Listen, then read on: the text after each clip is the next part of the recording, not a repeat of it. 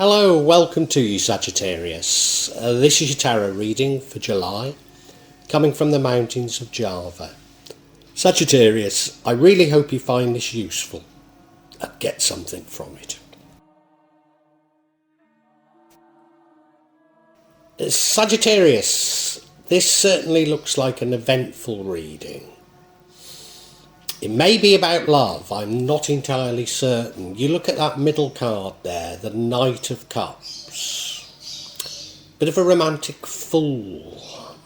Wears his heart on his sleeve. I mean, it could be about culture, it could be about friendships. Yeah, I'm not entirely sure yet. If you go to the bottom right, your recent past, almost the opposite of the Knight of Cups, we have the Queen of Swords. I mean, she is well loved by people, but she's loved because she's firm but fair. She's somebody who sets boundaries. Your current energy is the Lovers, so it does suggest to me that a new love is coming into your life. Might simply be friendship. But your future energy is the Four of Cups, which sees you sort of going inside yourself, reflecting on what you've got, rather than looking at new opportunities. I mean, maybe you're just reflecting on this new love, if indeed it is a new love. The energy impacting out on the outcome is the Emperor card. That's you powerful, that's you strong. But the energy that could change the outcome or reduce the outcome is the Tower card. A sudden and abrupt ending to things. And the outcome, if we follow the Emperor card, is the Four of Swords. You needing to take a rest, you needing to recuperate after so much has happened. Well, completely understandable, isn't it? But I'm not sure we've got the measure of this reading yet, so we need to look at each card individually. But if you are getting something from this, Sagittarius, please subscribe, please hit the bell for future notifications, like the video and pass a comment, because it all helps me immensely. Thank you very much in anticipation. Thank you.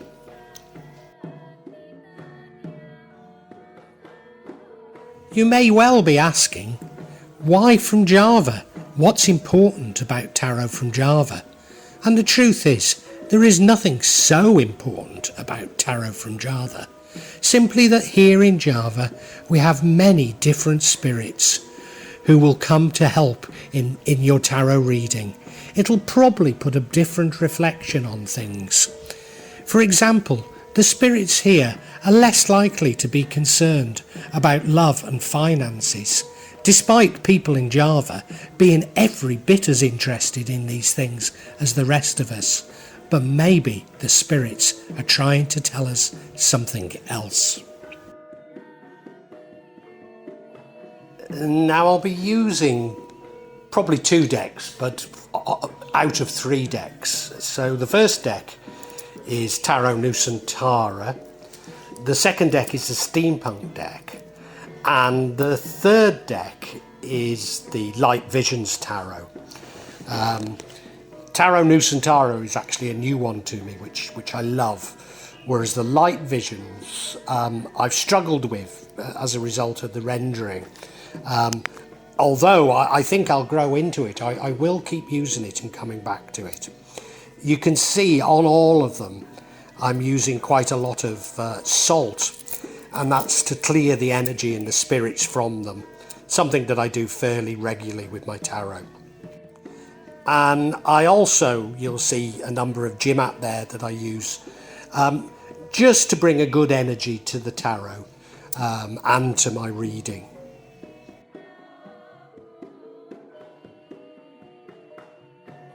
Perhaps the most important mystical object we use in Java is the kris, the curly knife that you can see that I've placed across both decks.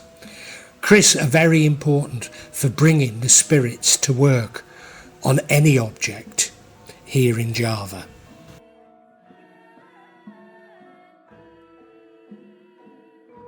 And I call on the spirit of the mountains to assist me in shuffling the cards, in choosing the right cards, and interpreting them correctly for Sagittarius for July 2022. As I say, the energy that runs through it is the Knight of Cups. I mean, he is a loving and lovable character. He really is. He wears his heart on his sleeve. He's the sort of person that writes poetry to those he loves. I've just had a thought. I didn't pick this up when I looked at the overall spread. He is prone to cheating, you know. He is prone to being a bit of a love cheat. I don't know if that's it. But, you know, people tend to forgive him because he is a lovable fool. You know, he does anything for love.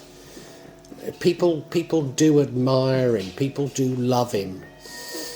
But, yeah, he gets taken in by others as well. You look at him, you know, he's on that lovely white horse. You know, you've got to admire him. He's the sort of person who comes into the room and all eyes turn round and look at him. And he's got that cup in his hand, which does suggest love. I mean, it could be something creative. It could be simply friendship. Now, this runs throughout the entire reading, so I have to be mindful of that. And now your recent past, to a certain degree, was anything but like the Knight of Cups. Your recent past was the Queen of Swords. Now, don't get me wrong. She is loved by people. She is loving. She is compassionate. But she's a very firm but fair queen. You look at the card, she's sitting there in her throne, in her authority. And she does look rather nice, but she's holding up that sword. In fact, the sword is a kris, and that type of straight kris was used for execution. Now, I'm not suggesting you've executed anybody, but maybe you've put up boundaries. Maybe those boundaries were very necessary. But I think you put up boundaries to love. That's the feeling I'm getting. Now, that was the past. Now, I said I thought you'd put up boundaries to love because of your current energy is the Lover's card. So it normally would mean a new love. I mean, it could be a new person, it could be a new venture that you love, but it's definitely love. You look at the two of them, you know, there's something divine about it. They're both naked, there's nothing to hide. Sun's beating down on them, they're blessed. This is a relationship that is blessed. And it looks to be an angel up there in the sky looking over them as well. They're in the garden. Could it be the Garden of Eden? Between them is what's known as a gunungan, which means mountain or mountain range or even summit. It's a character used in Wayang, and if you see, well, it's three-sided, meaning the known side, the unknown side, and the hidden side. Is that something of a warning? Is it? And if it is it a warning about your new love, if indeed this is a new love, or is it a warning about yourself? I don't know yet. Because the next card, the Four of Cups, which is your future energy, I wouldn't say doesn't fit with the other cards, but it isn't what I'd be expecting, because the Four of Cups is you in quiet contemplation, thinking things over. It's also a card of maybe missing opportunities. So if you are this romantic fool, but you know, in the past you learnt to set up barriers, and a new love does come into your life, maybe you're needing this time to think about it. But maybe it's even saying that you could lose that love because of your maybe thinking too hard about it. Maybe that's what we should see and read into it. You look at the card, I mean, sitting quietly contemplating over under the tree, looking at those three cups, so looking at what you've got, but missing what looks to be divine coming towards you, that other cup. And of course there is the suggestion in this Lovers card that it is a divine love. Very interesting. And the energy impacting on the outcome is the Emperor card. And now, I mean, it is powerful, but I've just realised that it's about authority. It's about a sort of a, you might call it a father figure.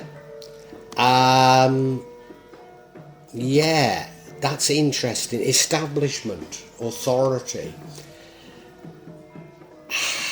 It's just possible, you know, it's just possible this new love maybe isn't the sort of person that your parents would approve of. And as I say, you know you're a romantic fool and you've put your cards up in the past. And, you know, we think you're having second thoughts. So is this you? Is this your second thought? You putting up those boundaries, you putting up authority, and you're saying, maybe this new love isn't for me. Maybe that's what it's saying. You look at him, he does look powerful, doesn't he? He does look like a figure of authority. He's got that staff in his hand, seated. The fact that he's open-legged, is there something important about that? I don't know. He's sitting on a throne, isn't he, with those mountains behind him. It's looking like an interesting reading, Sagittarius. Now, if the Emperor leads to the outcome, the Tower changes or nullifies the outcome. Now, given that the outcome isn't necessarily that brilliant, I'm not too certain we should read something negative into the Tower card. I mean, certainly it's your world coming crumbling down, major changes, maybe unwanted changes, but you often need this Tower to start afresh. So you look at the card, well, you know, there's no doubt about it, is it? The Tower's been hit by lightning. Now, I heard a reader the other day suggesting that one is trapped in the Tower because there's no windows. But on this rendering there are windows. So they're falling out of the Tower after it's been struck by lightning. And, you know, all you can do is rebuild your life. But as I say, that's not necessarily a bad thing. Let's look at the outcome, eh? Now the outcome, I said, isn't necessarily a good outcome. It's not necessarily a bad outcome either. It's the Four of Swords. Taking some time out to rest.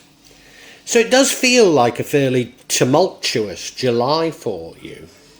Maybe more in terms of your emotions than in terms of physically many things going on. But yeah, an emotional time that you need to take a rest. It's often, you know, if you look at the rendering, well, it's a knight. It's a knight taking a rest after battle, so it's a well-deserved rest. You need to, it's recuperation more so than rest even, isn't it? Now, it is a rendering of a sarcophagi, and some people say it's about death, but it isn't. It isn't. It's about rest. As a child, you know, I grew up in a small village, and in fact I put pictures of the church and the sarcophagi in it on my community tab. It used to frighten me to death, particularly if I happened to be in a church all alone at night. And it didn't half remind me of that. I don't know how relevant my recollection there is. I think we need some clarity. I think we need some clarity before I say too much.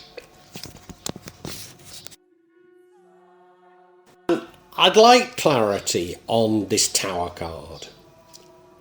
I'd like to find out what's going on here. And the first card of clarity we get is the Three of Wands. So it's as though you were planning something, actively planning something. Now, could it be that you were planning something with this new love, which would be totally in fitting with that Knight of Cups, which is the energy that runs through it? We then have the Five of Wands card, which is about conflict. But this is more about a misunderstanding, not having communicated what you want. And we finally have the Judgment card, which is a very spiritual judgment, almost a rebirth. How terribly interesting. We need to look at each individually, don't we? Yeah, the first card of clarity is the Three of Wands card, which is about you planning a course of action. Maybe even a course of action as overseas or somewhat away from you. Let me come back to that. That's interesting. You look at the card. Well, he is looking overseas, isn't he? He's looking and saying, there's loads of opportunities there. Which one am I going to grab? And I'm going to have to move. I'm going to have to move in some shape or form. Yeah. Now, remember, this is about the Tower card. So it's suggesting that these plans get destroyed. It's these plans that you're making that get destroyed.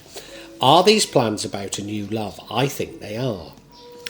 And I do think that when I said it was overseas, I do think this is a person that's most unlike you, that you've fallen in love with. I mean, this is just an illustration, but maybe they're the same gender and you didn't know you're homosexual. And maybe they're a completely different race. Oh, overseas, somebody from overseas. Is it somebody from overseas that you've fallen in love with? Could be. Now, there's no indication here that this is one of those sort of internet scam, internet love scams. There's no indication of that. But maybe you were so different. And of course, the Emperor was saying, I'm sure your mum and dad wouldn't approve of somebody from overseas. Why don't you listen to your head a bit more? Because you're governed by your heart. Maybe that's it. Now, unfortunately, there's conflict. And at first, I thought this was conflict between you and your new loved one. And it could well be. It could well be. I'm not saying that it isn't. But it's a conflict about not having completely identified what you want and communicated it. In other words, people are pulling in different directions. And now it could be conflict from two other sources. Could be an internal conflict because, of course, we have the Four of Cups, which is you quietly contemplating, trying to work things out. So it could be a conflict within your mind that you really wouldn't have normally fallen for a, let's use the phrase, Ukrainian bride, only because it's current, You wouldn't normally have fallen for someone like that, but they're very beautiful and, they seem so nice, and they probably are nice, but you've got this sort of little thing shouting out, no, this isn't the sort of thing, this isn't what I do. Or it could be, say, a conflict with your mum and dad or your family, other family and friends. But yeah, there's a conflict. And of course, this conflict leads to a Tower moment, leads to it all being brought down. Yeah. And the final card of clarification is the Judgment card. Now, this isn't justice, it's judgment. So it's like a spiritual rebirth. It's like as though you've discovered something about yourself. And remember that this is about the Tower moment. So it takes an unwelcome and abrupt ending for you to start changing your life. Yeah. Now remember that the card running through it is the Knight of Cups, which is the romantic fool. I think this is you discovering that you are a romantic fool. But does it mean, well, no, because it clarifies the tower. So this new relationship, this Ukrainian, if you like, mail order bride, does come to an end. But does it mean that you embrace the fact that you're something of a romantic fool? Maybe you put those boundaries back into place, but you recognise that you're not going to change. Or do you completely change? I don't think we know. I don't think we know. But what we can do, Sagittarius, is summarise for you. Sagittarius, this is a very interesting reading. I think it's about love, but I can't be sure. I think it's well, I'm pretty sure. The overall energy is that of the Knight of Cups, and there's no beating about the bush. He is a romantic fool. He's somebody that falls in love too easily. Yeah, somebody that wears his heart on his sleeve. Now, I think you're somewhat, but only somewhat aware of that. And in the past, you put up boundaries because you know that you can get taken for a ride because you are this romantic fool. However, a new love comes into your life. And I think it's a new love that is very different to you, maybe from another country. And it rings alarm bells. It rings alarm bells because you have put up these boundaries. But in particular, it probably rings alarm bells either with your mother and father, or if they're not alive, you're thinking, what would they say? You know, I mean, personally, I think everything feels good about this relationship. It's possible. I mean, there is a hint of conflict, but it's possible, and so that conflict could be with this new person. But it's possible it's an internal conflict. In fact, it's most likely an internal conflict within yourself, saying, "Well, I really do love them, but it isn't. You know, it's not really me. You know, she doesn't. I mean, if it's a mail order Ukrainian bride, you know, she doesn't speak much English or whatever language you speak. You know, could this really work out? I'm not sure it could. You know, I don't know, and I'm pretty certain that whatever happens, you end up rejecting this new love, and to a certain degree, I think this new love was a divine love. I think it was a heaven-sent love, but you end up rejecting it. And you end up rejecting it because I think you are, despite, you know, wearing your heart on your sleeve and a romantic fool, you are inherently quite a conservative person, or at least your head is. You're often ruled by your heart, but your conservative head overrides things. I mean, certainly you'd been planning things with her. Maybe you'd been planning to move abroad. Maybe. Or maybe you'd been planning to bring this new person into your country. And you had been planning. But I think this conflict brings an end to it, and an abrupt end to it. And you learn something about yourself from it. I'm not too certain what you learn, because as I say, I think this could have been the right person for you. If it isn't brought to an abrupt end, I think you end it anyway. You end it because you go for the conservative option. And of course, this whole thing's been emotionally draining for you. And you end up needing to take a rest. That's what I think this is all about.